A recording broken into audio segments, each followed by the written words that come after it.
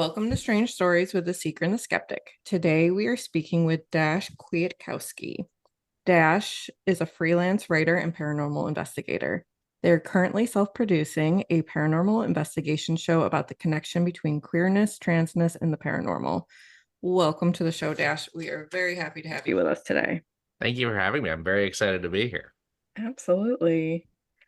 So I always am interested in how people got into doing paranormal investigations. So can you tell us about that? Yeah, I've been a fan of spooky stories and ghost shows and all that for basically my entire life. And I've always just sort of I think it's the way that a lot of them are sort of presented in terms of television. There's always this sort of, it feels daunting. There's this distance. You see all these like people, mostly white guys in cargo shorts, will have their own van and they have their own t-shirts that are branded and they have all this expensive gear. And then you go and you Google like what's the best EVP recorder, and everyone's like, it's this one that's over $500. And I just feel like there's a lot of sort of there is a lot of sort of expensive buy-in in terms of how it is presented.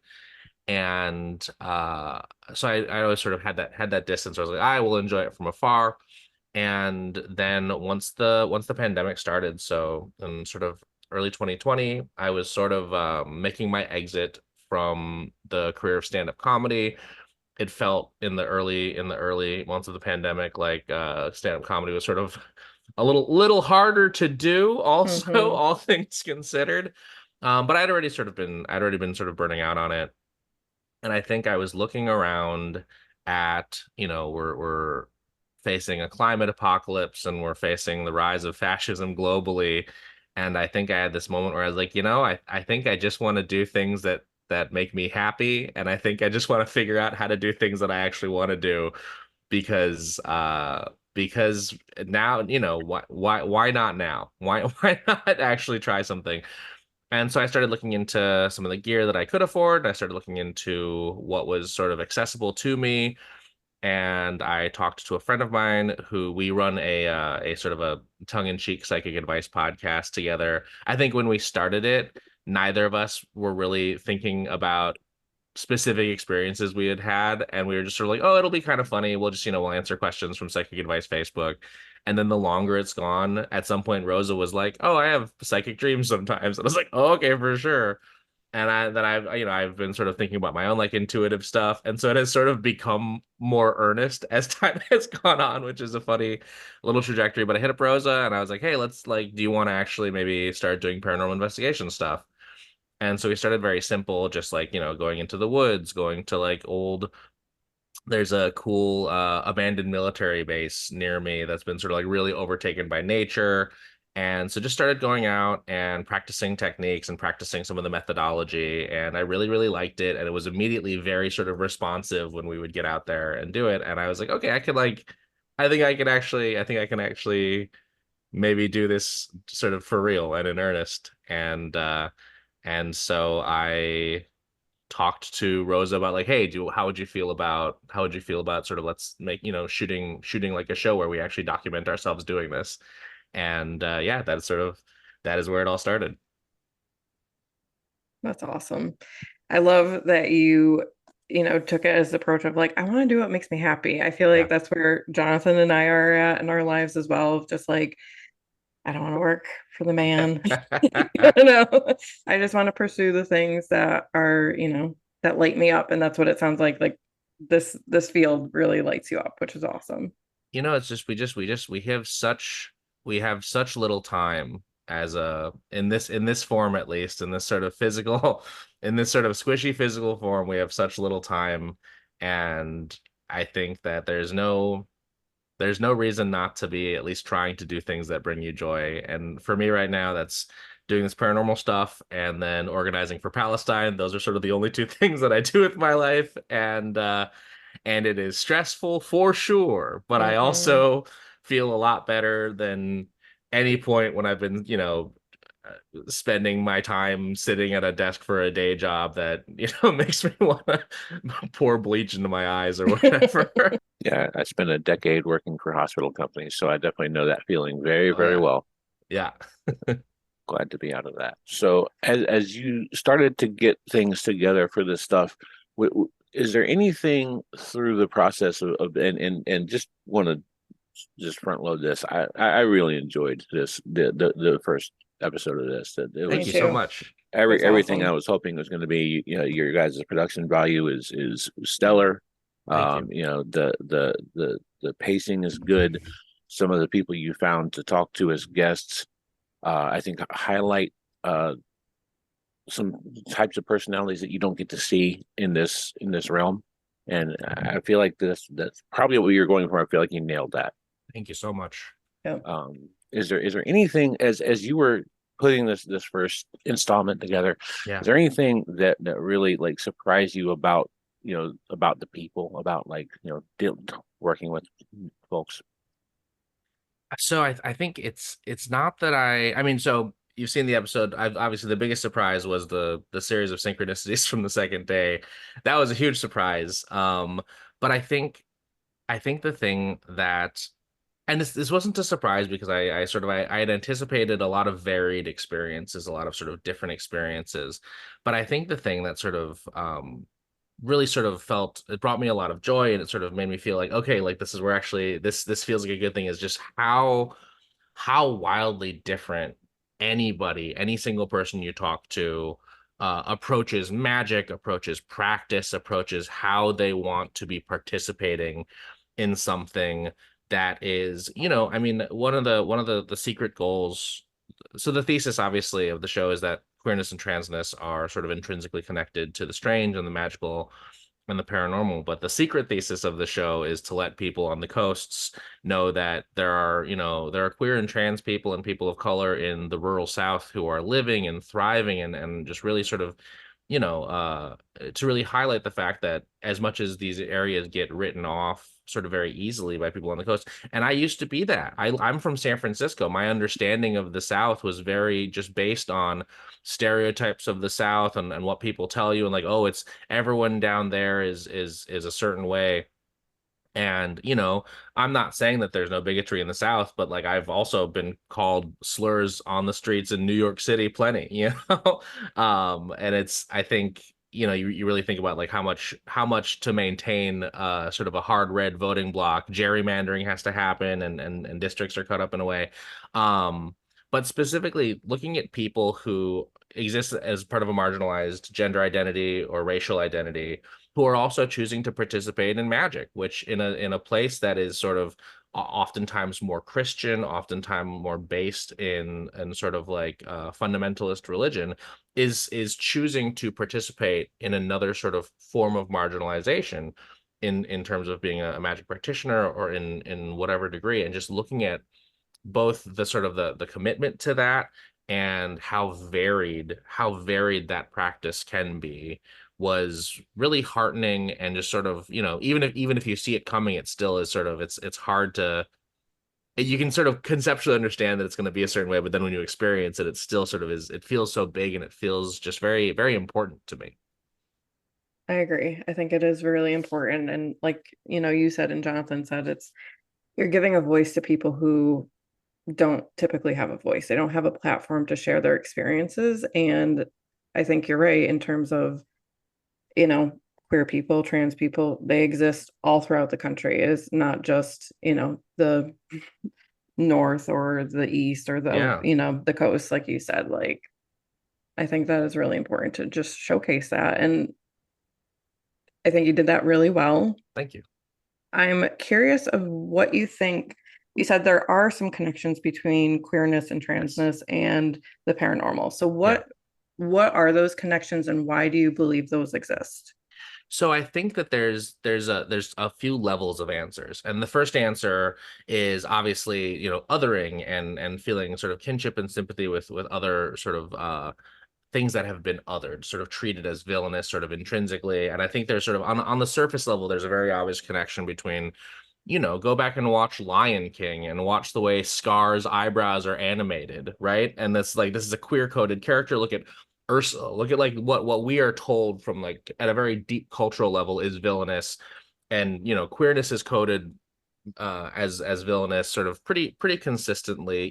Even now, I remember I watched Fast X, the Fast and Furious movie, and everyone was like, wow, Jason Momoa really like brings this really crazy energy, and he just plays it kind of gay. And I was like, oh, that's okay for sure. We're still doing this. Don't get me wrong. I love the Fast movies. They're not very good. They drive a car into space. Delightful. But the sort of the coding of villainy between both queerness and also just like the unknown, and ghosts are, you're supposed to have a bad time, you're supposed to be scared. If you run into something that is seemingly inhuman in the woods, you're supposed to run away, you're supposed to be scared, you're supposed to be frightened. This is supposed to be a bad experience. And so on the very surface level, I think there's a lot of being othered and sort of coded as villainous. But I do think there's more to it than that as well. And I talk a little bit in the pilot about some of the pre-colonial societies around the world, and I think it's very easy to be like, oh, look at this other culture that I'm not a part of, and I try not to do that too much. I try not to base the entire argument, but I sort of just conceptually the fact that across the world there have been multiple cultures where genders outside of the binary have both been accepted and also just sort of intrinsically considered spiritual or magical or sort of connected to something otherworldly. There is a book that I cannot stop recommending called Transgender Warriors by Leslie Feinberg, who wrote Stone Butch Blues and is like a real sort of classic historian and activist. But in Transgender Warriors, Feinberg talks a lot about some of this historical, and Feinberg is not talking about the paranormal, but is talking about sort of what we might today call trans people, from throughout history. And one of the things that comes up a lot is the sort of the magic element of it. So when you look at, say, Joan of Arc sitting under what Joan called a fairy tree, hearing voices that told Joan what to do, right? And then, Joan of Arc is a very obvious, a lot of trans people really resonate with the story, the idea of dressing and living in a gender presentation that is not your own. When you look at, there was a group of I'm gonna get this anecdote wrong because I haven't picked the book up in a second. But just a group of sort of like anarchist activist men who would dress in fairy outfits, and these were queer men and they were called fairies, right? And then you look at, in general, like the fact that fairy exists as I mean, it's used less often now, but as a slur for gay men. And also the connection to the fae and the magical and all these things. And so I think that I don't have a specific answer in terms of like, oh, here's the actual connection, but I do have this sort of, and I think this is the thing for me, is I feel very idiosyncratically connected to magic and the strange and things like that. And I think the more people that I talk to who are also queer and trans and exist in this space, who have that same sort of like internal deep connection, the more confirmed I am in this sort of this thesis or this hypothesis that there is this connection. And I think part of what I want to do with the rest of the show is see if I can uncover more so what that link is, outside of just this idea that like we are connected through liminality, through identity that is in flux, through an identity that is not sort of accepted mainstream wise, to something else that is sort of constantly in flux, or by definition in flux, at least. I am always appreciative of people bringing up the cultures of basically,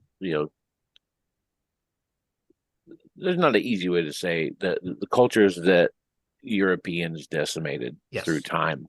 Yeah. Because the average person probably doesn't have the knowledge of that maybe you or I have. I've studied a lot of that stuff myself. Yeah. And especially like 20 years ago when I was in my early 20s, noticing that it really is only, people coming from the Abrahamic religions that Yeah. really have this.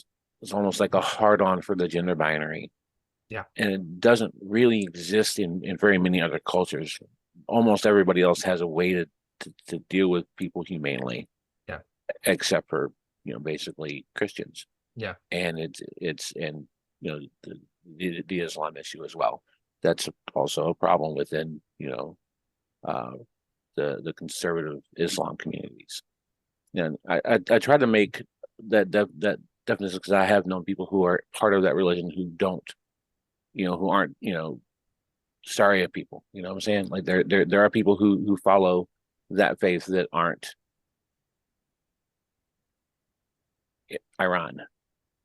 I think in general, when I think about faith, faith is tricky. I love the teaching of Islam. I love a lot of the teachings of Christ when you get into the things that are sort of quoted as being said. And I think it's very easy to sort of to think. So even just, looking at Christianity, right? Looking at Christianity, I think it's very easy to say it's a certain way because in practice it has been, right? And in practice, and it's hard because we get into this point where, like, where does the distinction matter between what something sort of is in the text as it is written versus something as that has been used as a tool for sort of the maintenance of power and the maintaining of power. And I think that you get this in any fundamentalist religion. With Islam, it's interesting to me because I see it's very hard, especially in this country, when so much of what we've understood Islam to be has been just in post 9/11 propaganda to sort of manufacture consent in terms of invading Iraq and invading Afghanistan and all of these things. But I think this is you sort of it's easier to learn this sort of for me, or has been easier to learn this for me sort of as I've been sort of digging deeper into Palestine activism, but just understanding that, queer people, trans people, I think there's this fear mongering sort of thing that happens, and we get a lot of pink washing with this as well. But I think, even reading, there's a website actually called Queering the Map. I don't know if you're familiar with it.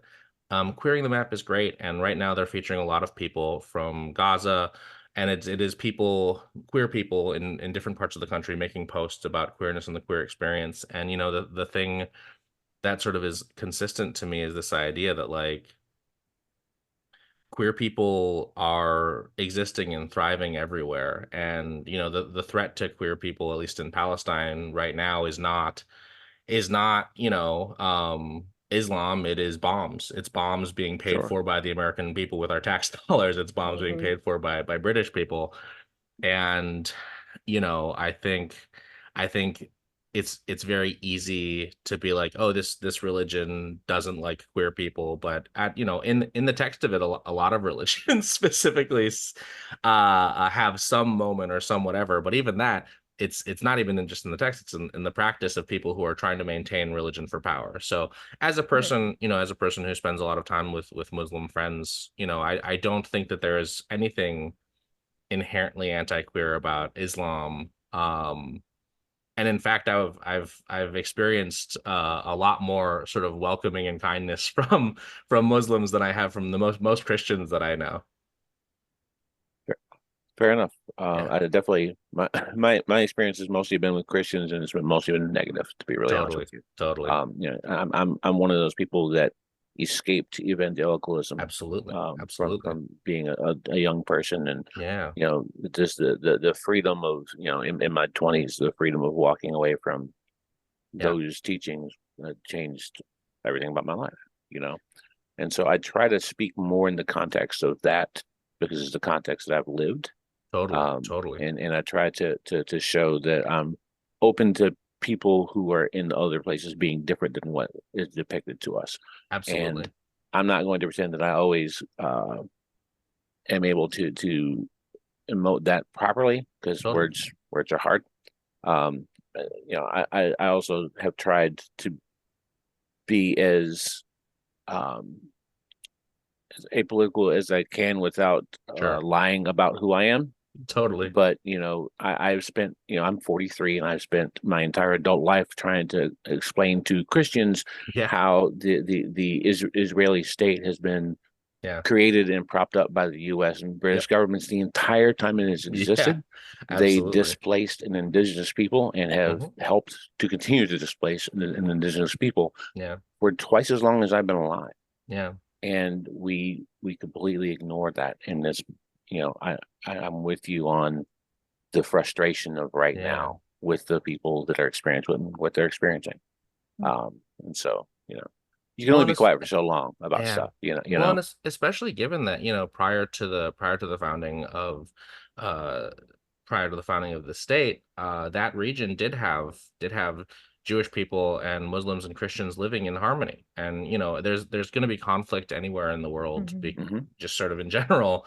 But it was a really multicultural, multi-religious place, and it's just, I think the more people look into it, the better. I will, and we can jump back into fun spooky magic stuff. But I think it's, we are at a point right now where I think more and more people in the world are starting to understand the plight of the Palestinian people and what they've been going through. And I just, I hope that we are nearing our sort of our end of apartheid South Africa moment. I want that very much. That is what I'm organizing for with people here where I live. And yeah,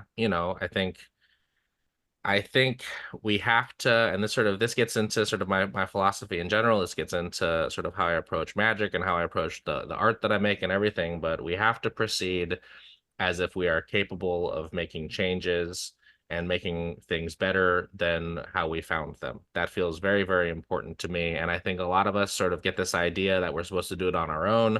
I do not think that is possible. I think that we are a communal species. I think the only reason humans have survived as long as we have as a species is by existing in communities and propping each other up and taking care of each other. And I think capitalism has really sort of pushed us into a more sort of individualist thing that is not good for us and is not helpful for ourselves or the planet or the other amazing creatures that we are driving to extinction with climate change and so on. But I have to believe that we can participate and create a better existence for everybody and for all of us and for the world. And I try to sort of proceed. I try to exist with that in mind. Yeah, I mean, it seems like the work that you're doing is propelling that, it's Thank you. it's like, again, it's allowing people to have a voice, and it's advocating for what you believe is right. So I think that is very important, and I appreciate it very much. Thank you so much. You mentioned a little while ago, and you also mentioned it in your episode about just liminal spaces, Yeah, liminal identities, and the connection with paranormal. So can you explain maybe to some of our listeners who aren't really sure like what liminal means, like explain definitely. what that means and kind of the connections there? So liminality as a concept, and it's actually sort of become sort of fun and trendy with, like, I know the teens on TikTok are making all their like back rooms, liminals, like all these like CGI like the spaces that look like, back rooms in a hotel or like a convention hall. It's sort of become trendy. I was actually worried about putting the episode out because we settled on this name, and I was like, oh no, are we gonna get our search engine optimization is gonna be terrible? But liminality sort of refers to things that are in flux, things that are sort of temporary or sort of in flux between states, in flux between places. Bridges, there's a reason a lot of sort of bridges feel very spooky. A lot of bridges are sort of, people believe bridges to be haunted. Train stations, schools, there's a lot of haunted prisons. I mean, the energy in a prison based on, the prison industrial system is bad also, but anything that is sort of in flux or temporary, right? Hotels are sort of considered haunted a lot. And if you think about it, it makes sense, right? There's so much different energy in and out, people coming and leaving and going, and sort of this idea of something being in flux is sort of the sort of the what at least we think about paranormal in terms of liminal spaces.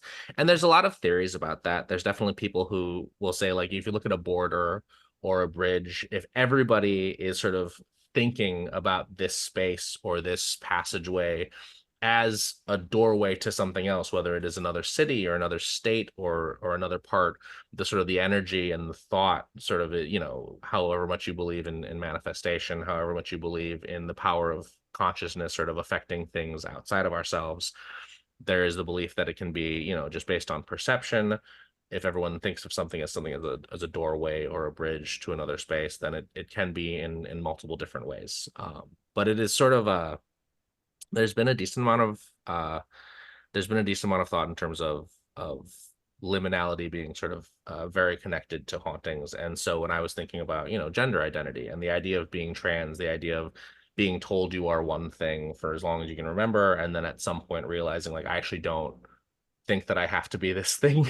I don't have to be this thing that I have been sort of told I am, and taking the steps to exist in a different way. I don't think it's just non-binary trans people. I don't think, you know, the idea of like genders outside the binary, even binary trans people who are transitioning from one gender to another, there's liminality in that journey. I've met so many, I mean, I've so many of my friends who are binary trans people find, as they transition, the way that they want to exist in the gender that they actually are. The way that they want to exist is often going to be different than what culturally we're told that gender is supposed to look like. I've met so many trans masculine people who, as soon as they are more comfortable and they've socially transitioned and they've physically transitioned, then they're like, all right, I'm actually gonna try some different like fun makeup or skirt or dress combinations that maybe they wouldn't have felt comfortable in prior to transitioning, because it would sort of feel dysphoric. But now that they have transitioned, they can say, all right, well, I can exist in this gender sort of however I want. And so even in that, I think there can be sort of a very liminal sort of version of even a binary gender.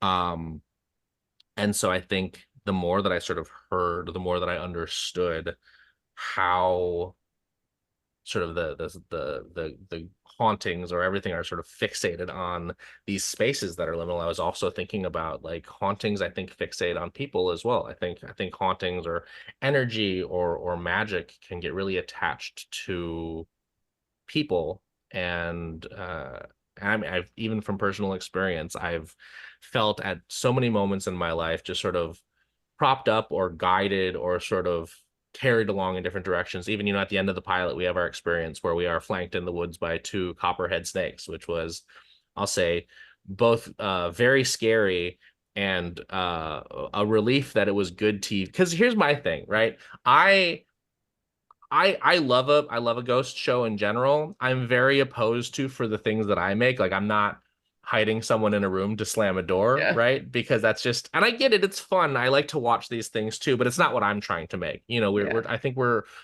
aiming a lot more for documentary than say reality TV. Yeah. And there is something nerve-wracking about going to another state with you know, a camera and a bunch of people and being like, I really hope something spooky happens, because if it doesn't, we are wasting a lot of time in this moment.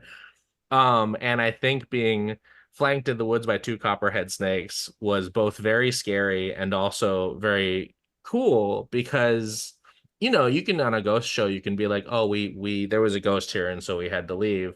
And there's going to be a certain amount of people who are like, well, I don't believe in ghosts, but everybody does believe in snakes. Right. And I think that there is something very, very nice about being like, all right, well, this was scary, but at least it was good television.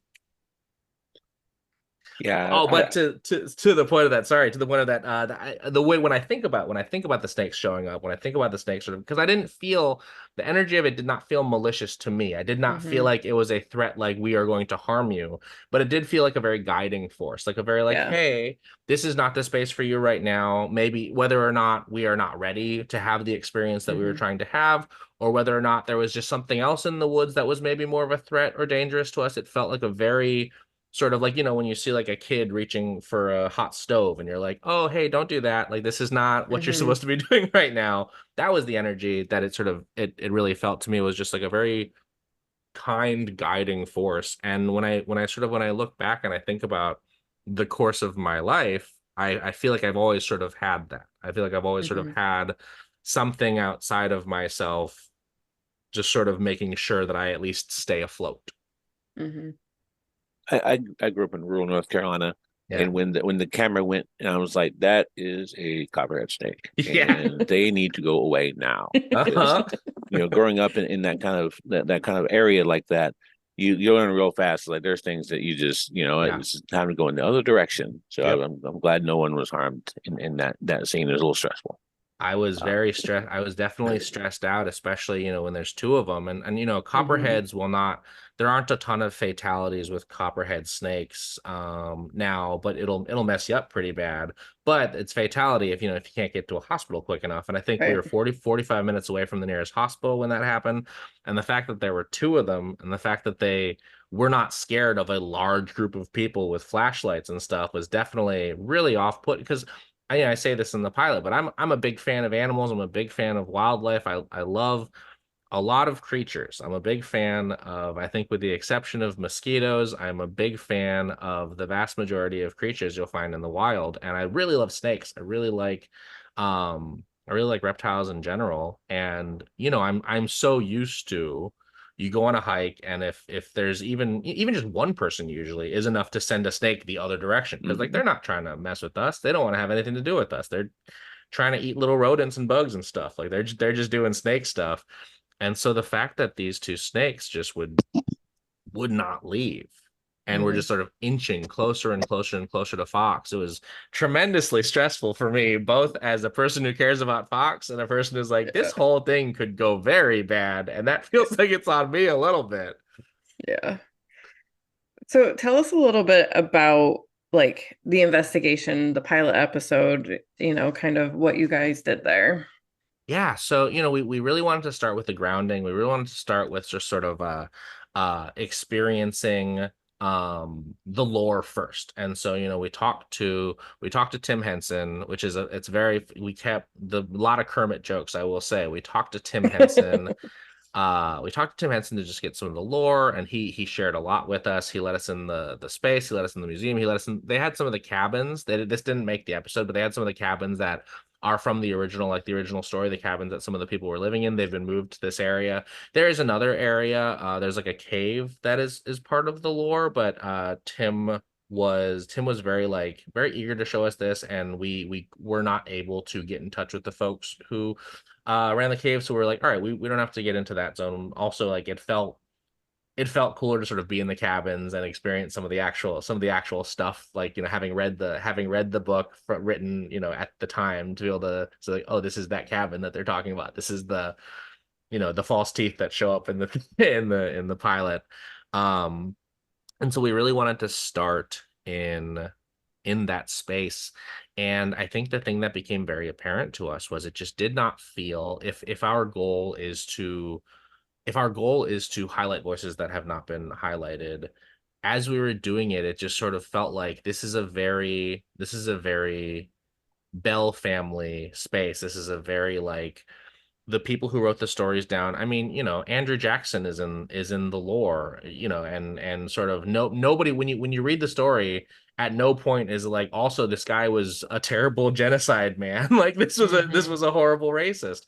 It's all like, oh yeah, the president was here, and it's sort of told from a very specific way. And I think as we got into that, I there was a moment where I was just like, I don't want to be just sort of recreating the investigation that anyone would have done and has done a bunch of times, where you just go and you do some ghost stuff in the space, and you have your spooky experience. And it definitely was spooky. There's other stuff that didn't make the pilot. Like, I kept getting poked in the ribs when no one was standing near me, which was a little bit unnerving. There's no real good way to, on TV, be like, also I keep getting poked, it's not as did not feel as relevant for the actual thing, but that kept happening. But the thing that sort of really got my attention as we were shooting, like, at every moment between shooting our investigation stuff, the wildlife was really, really engaging with us in a way. So like, Rosa stepped outside to take a phone call, and a huge owl just lands on one of the trees and just makes eye contact with her for Oh. the entire time that she's outside. And she came back in, and she's like, you guys aren't gonna believe this. A giant owl just sat on a tree and stared at me for a really long time. And then this kept happening where like, you know, there would be like a really large praying mantis and it would just like look, it would just come up and just look. And praying mantises are very cool because they're like an extremely like sight-based hunter. So you can really tell when they're checking you out, like when they're staring at you. It's a very cool animal. But this kept happening where all of these things in nature kept sort of getting our attention, it felt like. And so I think as we were thinking about that, as we were thinking about that first night of investigation, it was really this like, hey, we got to get outside of a building. We got to get outside of the narrative as it exists, as it has been told, as any number of television episodes of different shows have been about, you know, this dangerous ghost and there's all these terrible things that happened to this poor guy. And it's like, for sure, the poor guy also was a slave owner and was all of these things. And even like the woman who gets blamed for a lot of it, Kate Batts, they're like, oh, Kate Batts was involved. Kate Batts was a large muscular woman with a very sick husband, so she had to basically do all of the stuff that a guy would traditionally do at that time because her husband was ill. And that community hated her. And it's like, of course they did. That's sort of how, you know, this idea of gender roles and what people are supposed to do. And so when you think about like, oh, why is this the person who's catching all the flack for whatever haunted thing is happening, for whatever sort of spooky thing is happening? There's so much there in terms of who tells the story and who gets blamed for things and who gets sort of painted in a certain light. And I think in that first night, we're like, all right, it really just feels sort of like we're not retreading, but I could see a path ahead of us that just retreads a lot of investigations that have been done. And so we wanted to get out into nature. We wanted to get out and, you know, sort of wait to see what our interviews with the sort of the local queer and trans people sort of brought and what that put in front of us. And I think once we made that decision, we sort of made that switch. That's when the string of wild synchronicities happens, where our first interview hands me a jar with a flower, which is very, very sweet. I've still got it on my little altar. Obviously kept it. The flower is very dry. It just feels like a very like central part of the living room now. And then, you know, at the Botanica, we had, and the backstory, didn't get it into the episode, for why Rosa bought the psychic dream ointment. Rosa has psychic dreams, but they are hyper mundane. In general, Rosa will see something happen, and then a few weeks later, it'll actually happen. But it's always something like someone saying, do you have a red pencil? And someone else being like, not today, I don't. So it's nothing, right? Not helpful, not a useful psychic ability, just nothing. And so I always tease Rosa because I'm like, if you practiced or something, you could maybe have a useful psychic ability, but this is nothing. Like, you have a very useless psychic ability, which is, I think, very funny to me. And so I'd been teasing Rosa, and she's like, all right, I'm going to get this psychic dream oil for understanding psychic messages. And so she buys that. And then, you know, our final interview of the day does this oracle read for us, and give the oracle card itself mentions synchronicity, which we had planned to do an explainer on and then forgot to schedule. I had a whole thing written out. Like, I wrote my thing that I was going to say about synchronicities, and I was like, I talked to the filmmaker we were working with on the pilot, and I was like, hey, I want to shoot this thing. Let's get this on the schedule to like shoot, just like, you know, me standing somewhere explaining this. And then we just forgot. Both of us forgot because a lot of stuff was happening. And so we have this interview subject who's like, hey, what's a synchronicity? Explain that to me, which is like a real tee up for this thing that I had planned to shoot.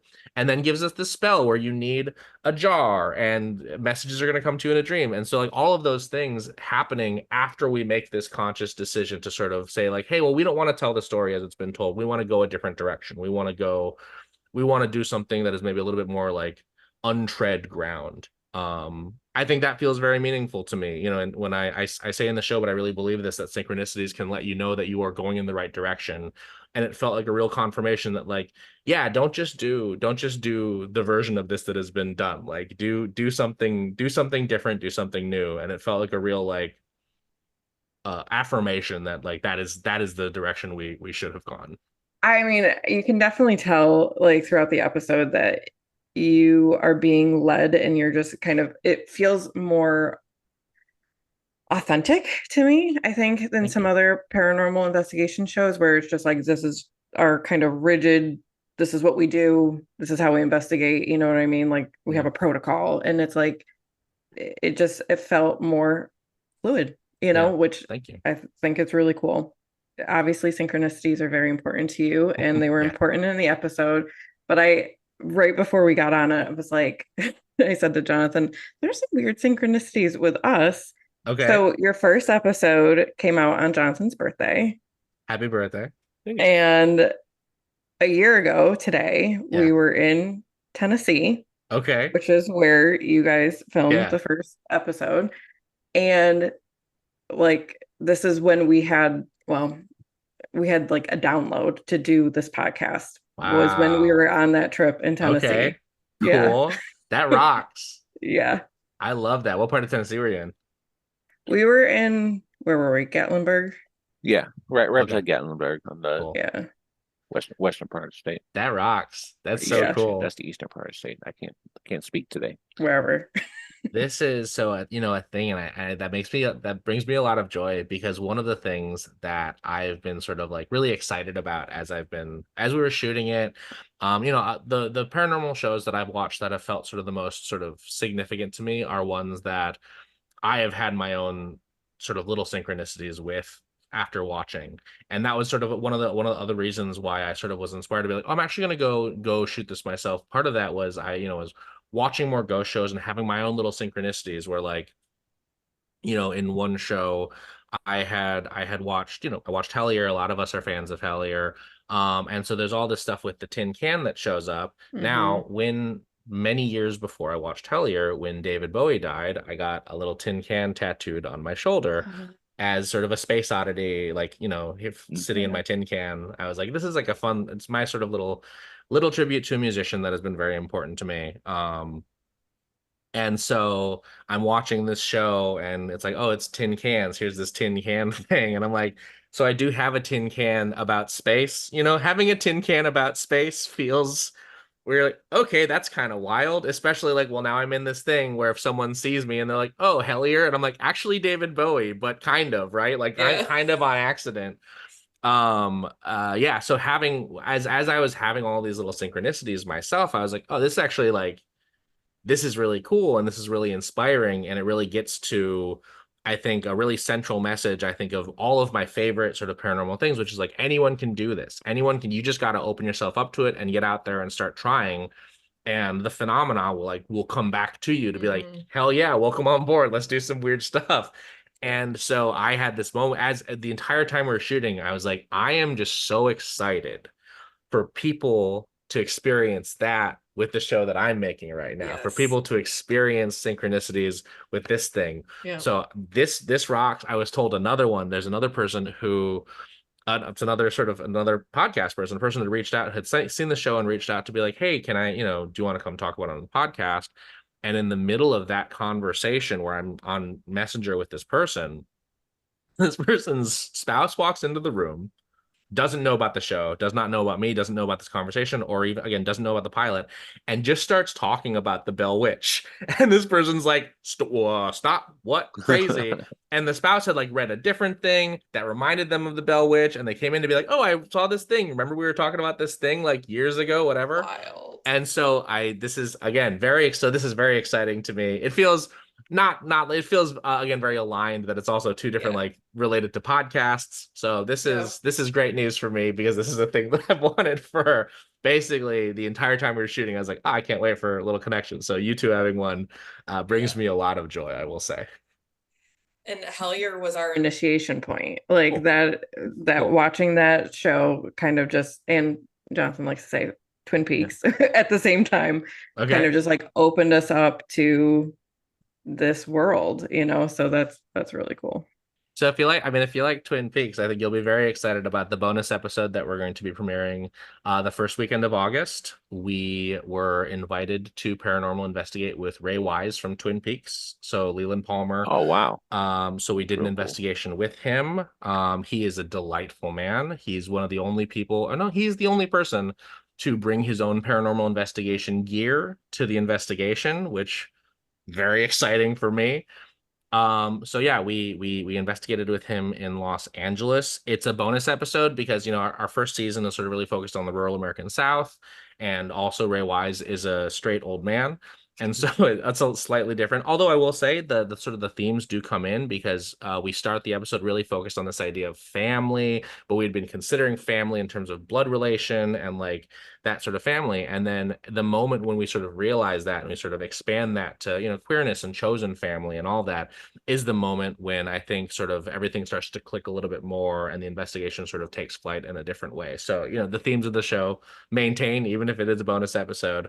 But we did, yeah, so we did investigate with Ray Wise, and that one's coming out the first weekend of August. And we're doing a little thing in Rhode Island where I live, where we're doing a little we're debuting it at a live event where people are going to come, and then we're going to lead them in a little magic ritual. Me and Rosa are going to because I am I say this as a person with a current crowd fund going for episode 2 of Liminal. I get so uncomfortable with crowd funds just because so much of it is just like asking people you know for money, and I do not like asking people I know for money. But I do think that if I put on like a fun event that strangers come to where they like do a cool thing and have a fun time, that feels like a cool fundraiser for me. That feels like much more of a fun fundraiser for me to do. So we are going to be, it's at a really cool little DIY space in Providence, where they have a lot of music shows and a lot of just a lot of like cool different queer events. And so we are going to be working with the crowd there to sort of create and commune with some sort of guardian tulpa for the space. And so we're going to be doing that collectively as a group. And I'm very, very excited about that. So yeah, the episode's going to come out August 3rd along with that event, and everyone will be able to see a paranormal investigation that we did with Ray Wise, where he tells a ghost story that, as far as I know, he's never told in an interview before, like a experience that he had, which is very exciting. But it's also just cool to know that like he's into it. Like he's fully on board with all the spooky stuff, tulpas, egregores, all sorts of magic stuff. Like Ray is bought in, and it's really cool. He's also just like a really sweet guy. He's been, you know, really cool and supportive of like queer and trans people for like years, for a very long time. He's just like, yeah, I cannot say enough nice things about Ray Wise. I think he's a cool guy, and he came and did our ghost show, which was, or we came to him, but he still did our ghost show. Yeah. That is amazing. Jonathan, I want to go. Yeah, right. Yeah. How Are you far already is sold out? It's not sold out. No? It is in Providence, Rhode Island. So if you have listeners there, if you have a way there, we're gonna be premiering the thing. And then I think we're doing, as long as it gets to me in the mail in time, we're gonna be doing a silent auction with like a poster for the event that Ray will have signed.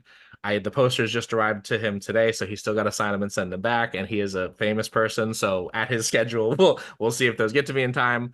But also, you know, there's different stuff like that we sort of, you know, different stuff we have on the crowdfund. One of the things, oh, here it is. I'm trying to we have a ghost hunting zine that we Oh, do cool. that, and that sort of Cool. gets to the thing that I was saying before about making it accessible. I wanted to, because people ask all the time, like, how can I get into ghost hunting? Do I really need all this gear? Do I really need to buy all this expensive stuff? And a lot of times it's like, no, in fact, instead of a $500 digital recorder, you can get a $12 battery powered cassette tape on eBay. And if you listen to, you know, OG weirdos like John Tenney, when he says that like actually EVP stuff was originally conceived of using cassette tape, and there's a strong argument that your most real EVPs and sort of your most legitimate sort of EVP experiences are going to come from like the magnetic tape.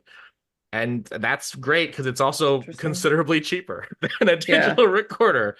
And so, you know, I just wanted to write a little zine about, you know, how to get into it and start doing it. And you know, you can buy a spirit box, or you can buy like an old AM FM radio. And like, you know, there's so many things you can do to just start poking around. And I think one of the things for me is it's, you know, I would love for my show to inspire more queer and trans people to like get into the space and start doing magic stuff, but I want to inspire everyone to do it. I really would like people to, you know, I think some of those powerful media is the stuff that lets people know like, hey, you can do this. Like you can get out there and you can do this on your own. I mean, you know, we did the festival circuit for a while. We got a bunch of laurels. We got, you know, the Fortean Film Fest said we were the best docuseries, or gold award for best docuseries. The ASSAP gave us an award at that festival.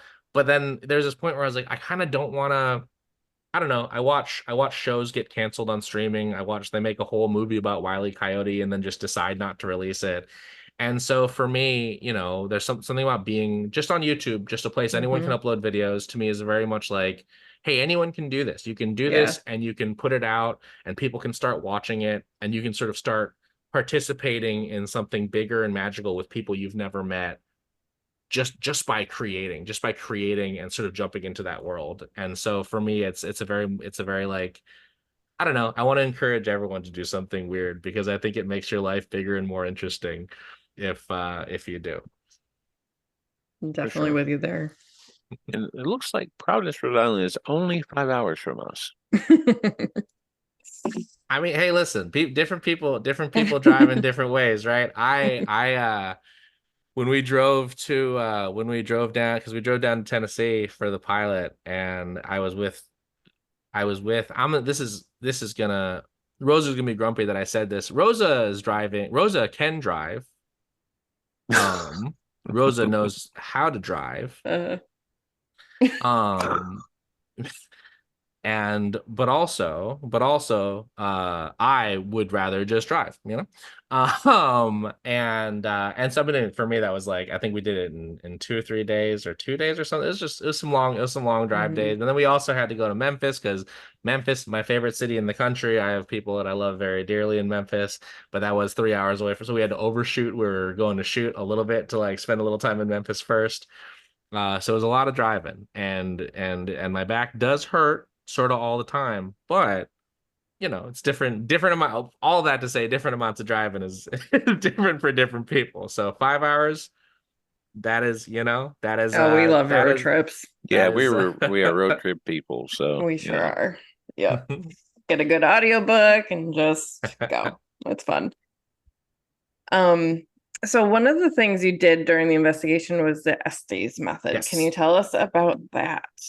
I'm a huge fan of the Estes method. I talk about this in the pilot, but Connor Randall and Karl Pfiefer did it during the Spirits of Stanley. There when they were the in-house ghost hunters at the Stanley Hotel, which is the hotel that the Overlook and The Shining is based off of. It is in Estes Park, Colorado, hence the name Estes method. Okay. And one of the things that's really important to me is to cite my sources and say where something's from, because especially once people started again watching Hellier, they were like, oh, Estes method, we're just gonna do it, and we're just gonna act like this is just like a thing that everyone does.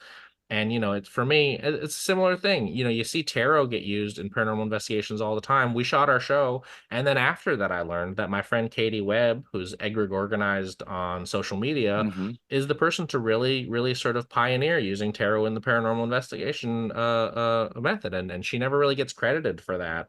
And so in our Ray Wise episode, I made sure to be like, "This is, hey, Katie did this. Like, this is important. Cite your sources." Um, but the Estes method I love because I watch ghost shows, and I think anytime you see a spirit box or an EVP session where some sort of garble comes out of it and then the subtitle tells you what you're supposed to hear, so to sort of push the narrative of the show, and it's like, all right, like it could have said that, but also that's confirmation bias. You ask a question, you're expecting an answer, and you hear some fuzzy words, and it's very easy for your brain to sort of say, I think I heard the answer that I'm looking for. And so what I really love about the Estes method is by putting one person in isolation headphones and a blindfold, and just shutting them off from everything, they're only hearing the spirit box. So the spirit box for your listeners is it's a little box that just clicks through AM or FM signals. It goes through radio signals at a speed that you set. So what you end up hearing is just a lot of little snippets, of ads and talk shows and songs sometimes, so just little snippets. And so the idea is, whatever you are trying to communicate with, or maybe even something that you're not trying to communicate with but is communicating with you, uses the random snippets of audio to string messages together for you. And it can be really, really, really strange and really direct. When we were doing, and this is in the Ray Wise episode, there were two moments where Rosa's plugged in and she says the same phrase 3 times in fairly quick succession.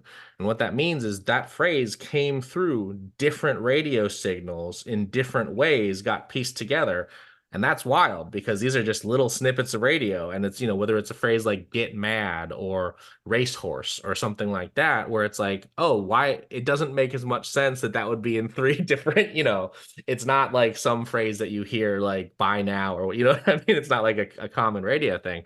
But it also gets really, really responsive. And that's the thing that sort of gets very exciting for me when one person can only hear the spirit box and they can't hear the questions anyone else is asking, and those people can't hear the spirit box. It really relies on multiple people engaging in a very specific way. And so, in the pilot, there's a point where Rosa asks, like, what are you? Are you something that likes tricks? And I'm plugged in and I say something almost immediately afterwards, like parroting the word. There's a part where Rosa says some numbers, and then a few moments later, I say the numbers back, and I haven't heard Rosa because I'm just plugged into the box. The moments when it gets really responsive, the moment when it gets really communicative is to me, some of the coolest, weirdest paranormal investigation stuff that's happened for me has been through the Estes method. One of my favorite ones that happens really consistently for me is I will ask, is anyone there, or is anyone trying to talk to us?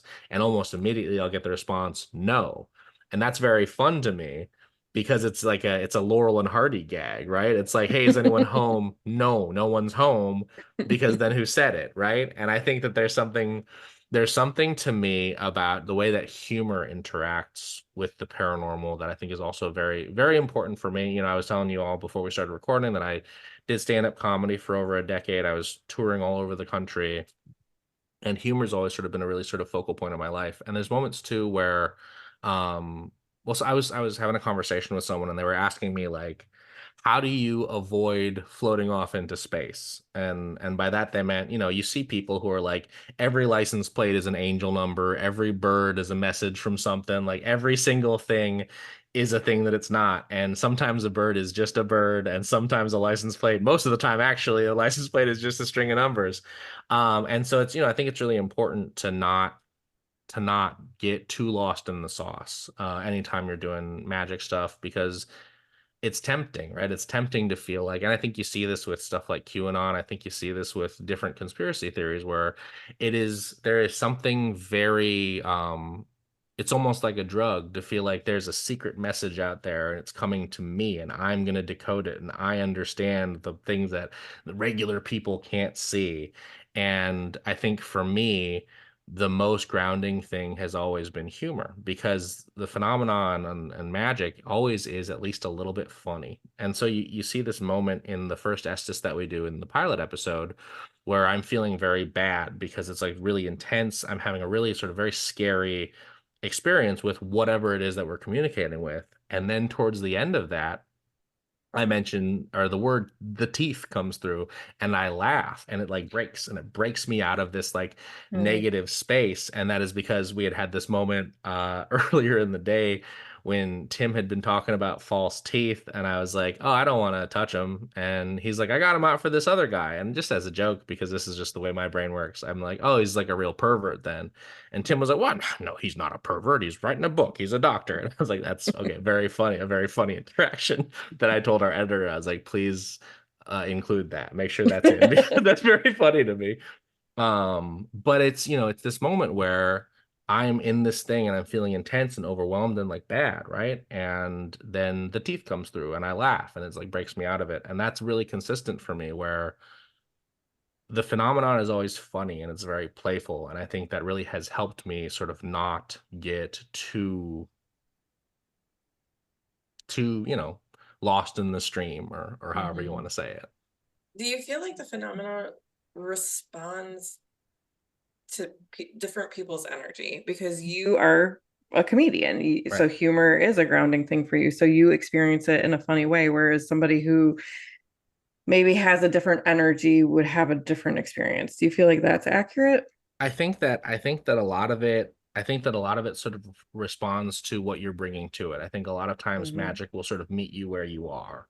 And so, I don't necessarily believe, I know there's like a Wiccan thing of like, whatever you put out is going to come back to you threefold or whatever. And maybe that's true. I'm not a Wiccan. I can't speak to that. But I do think that the energy that you engage with things is the energy that comes back to you. So I think that if someone is going out and they think that everything is going to be a demon or a negative attachment or a big scary thing. I think that the type of interaction that they're going to have is probably going to be scary. And I think there's something to the idea of tulpas and egregores and like thought form and what we expect. But I just think I think that a lot of times magic is so malleable and so sort of it can really be any number of things, right? It can be, I mean, and this from a person who I think that a lot of times when we talk about UFOs, I think when we talk about cryptids, I think when we talk about ghosts, I'm not saying it's always the same thing, but I do think that there's a lot of crossover in these things, and I do think these things are very connected. I think, the fact that orbs appear when Bigfoot shows up and orbs appear when UFOs show up and orbs can appear when ghosts show up has me thinking like, all right, well, what's the common, what are orbs then, right? How does that participate in all of these things?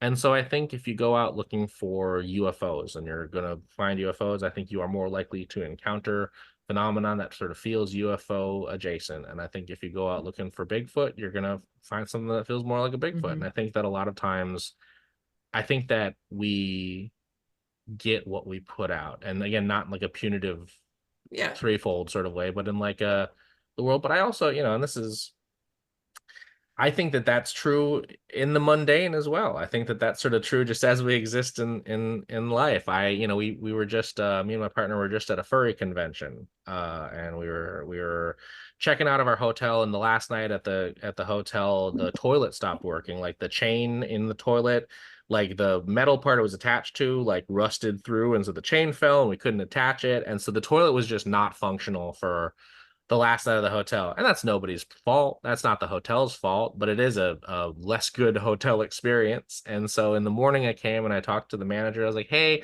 I just want to say, first of all everyone working here, all the service, really, really sweet. Everyone's great. This is not an issue with anyone that we've worked here who's working here. Everyone here has been perfect. The toilet stopped working and, someone came to try to fix it. They weren't able to fix it. Is there any way that, we could get some sort of discount on the hotel based on not having a functioning toilet for part of it, which I think is a reasonable ask. For sure. And the hotel manager was just like so enthusiastic, like absolutely. And then he's like, people come here and they're angry all the time, and people just want to say that this is bad and demand all sorts of stuff. And I was just like, yeah, and I'm sure that sucks to deal with, but like, if you're working at a hotel and someone comes at you with a bunch of anger for something that's, not anyone's fault, like, I don't want to help that person. I don't want to give that person a thing. And I think there's just something about, I think in general, you get back what you put in. And obviously that doesn't apply to, engagements with a lot of like fascist stuff and bigots and stuff like that. But I think in general, across like the people who are at the very least neutral, I think when you approach someone with this idea that like we're all kind of on the same team here, we're all just trying to get by. And I think that when you approach someone with that mentality, I think you will have a better experience. And I think that's also true about ghosts and magic and spooky stuff as well. Absolutely. As someone who has done telephone jobs, I can tell you that your attitude towards them is going to be directly in proportionate to how much they're going to help you. Absolutely. Because there's a difference between just functioning and doing your job and then actually trying to help a person. Absolutely. So I'm with you on that. I was going to say a thing and it went away. So you guys deal in that first episode quite a bit with tarot. Yeah. Is that something that you personally are into yourself?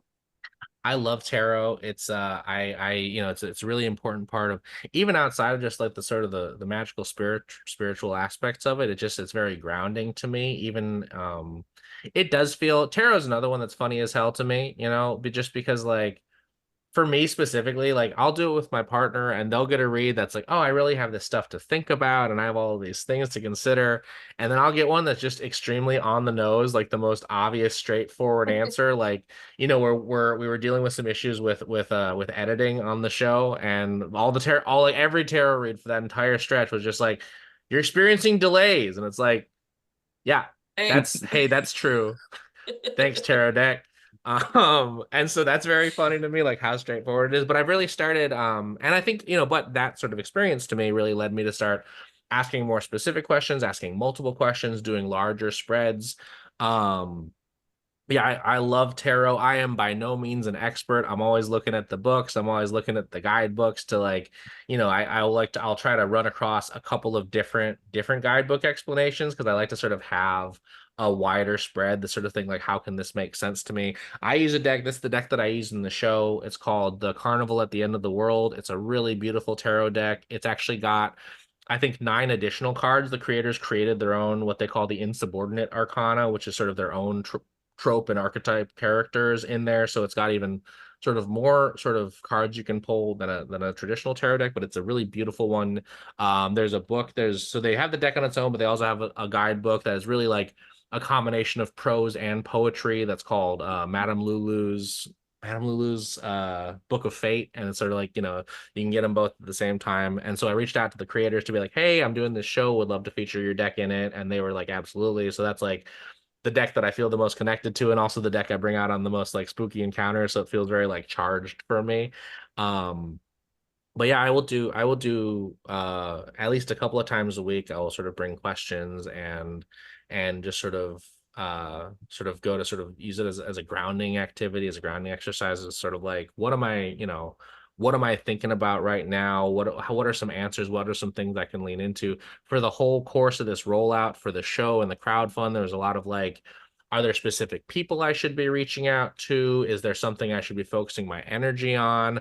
Had a very funny one in the hotel room where I asked 3 questions, and one of them was like, when can I rest? Like, when can I take a break? And the card I got was like, nimble feet, agile feet, keep on moving. And I was like, got it. Never. Cool. For sure. Thank you. Never. But yeah, no, I really love tarot. I really love, I think that there's something about, I think that we get so much from narrative. I think we get so much from narrative, and the idea of tarot as divination and sort of fortune telling through narrative, through the arc of the arc of the major arcana, through how the whole thing sort of represents cycles and motion and the wherever you are on the cycle. And I think this idea of like, maybe you're getting something rough now, but like it's coming around, you just got to keep sort of going, right? It feels very it brings me peace, I think. So I love tarot a lot in my own personal life. You're definitely wondering what that deck was, so thank you for sharing that, because we were like, that is cool. The art is gorgeous. The art's gorgeous. The creators are very cool, and just I cannot recommend that deck highly enough. It's awesome. I think we'll probably be seeing it in our home in the future. Hell yeah.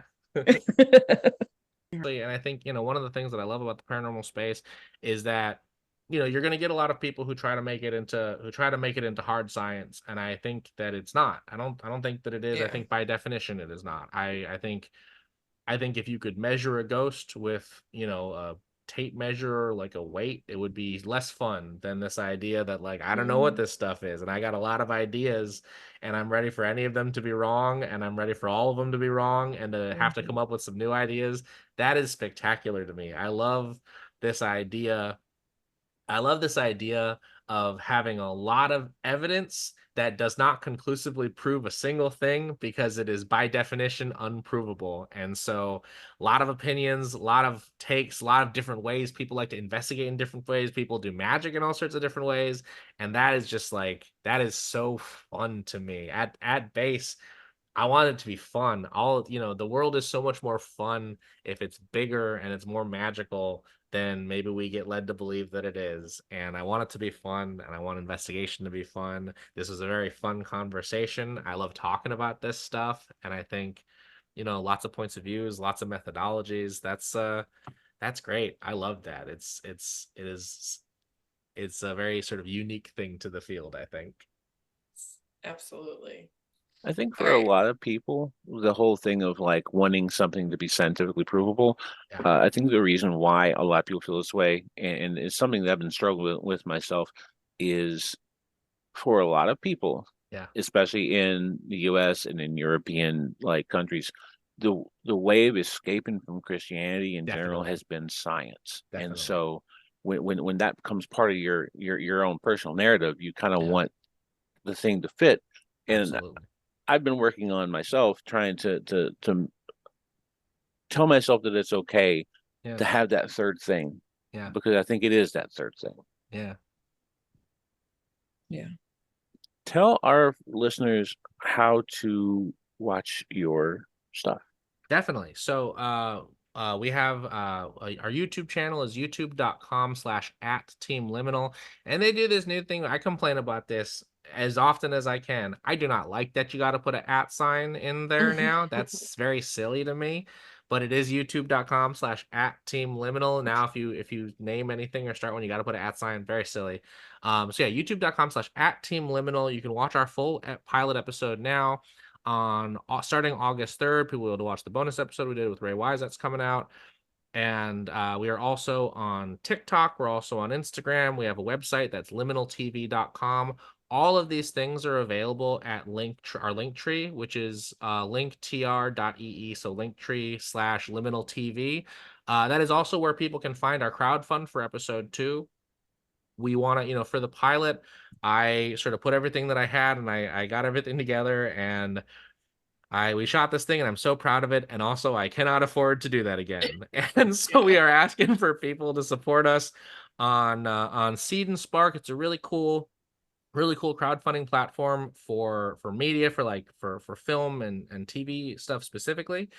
We have a lot of really cool backer rewards. I mentioned our beginner's guide to ghost hunting zine.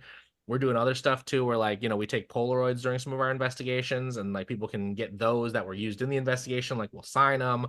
We'll do filmed tarot reads on the set of wherever not the set, but the location of wherever we are. There's access, a lot of the interviews were so incredible, but only so much can make it into the episode. And so we're giving people access to the full interview if they want to sit down and hear everything that someone had to say. So there's a lot of really cool stuff on there. That's seedandspark.com/fund/liminal show. But all of these, if people just go to our linktree/liminal TV, everything's on there. And yeah, and even if there's people who are, it is a tough time right now. If people can't kick any money to the Seed and Spark, even just making an account and hitting follow on the campaign, that helps us out too, because it boosts us in their algorithm. It gets us in front of more people. So there's always, hitting subscribe on the YouTube channel. There's a lot of ways people can support and help the show get more traction, even without spending any money, which I appreciate, because I'm a person who does not like to spend money. So I totally get it. Do not always have money to spend, but there's a lot of non-financial ways people can support too. Following the campaign, sharing posts on social media, subscribing to the YouTube, all sorts of stuff. But yeah, linktree/liminal TV is the place where all of our links are. And yeah, easiest place to find us. Awesome. And that'll all be in the show notes for this episode as well. So if you want to click through, folks, it's super worthwhile. Yes. And everybody go watch the pilot episode. It was amazing. Thank you so much. And if you have a synchronicity yourself with it, leave it in the comments. Let me know. I definitely want to hear all of the ways that the sort of the spooky magic stuff we ran into reflects or is reflected by things in your own life. Yes, absolutely. Thank you very much. This was an awesome conversation. Thank you so much for having me. I really appreciate the space to talk about stuff that matters a lot to me, and it was just really nice talking to you both. Yeah. Thank you so much for being here. If you have a strange story you want to share with us, email us at seekerandskeptic@gmail.com. We look forward to talking to you soon.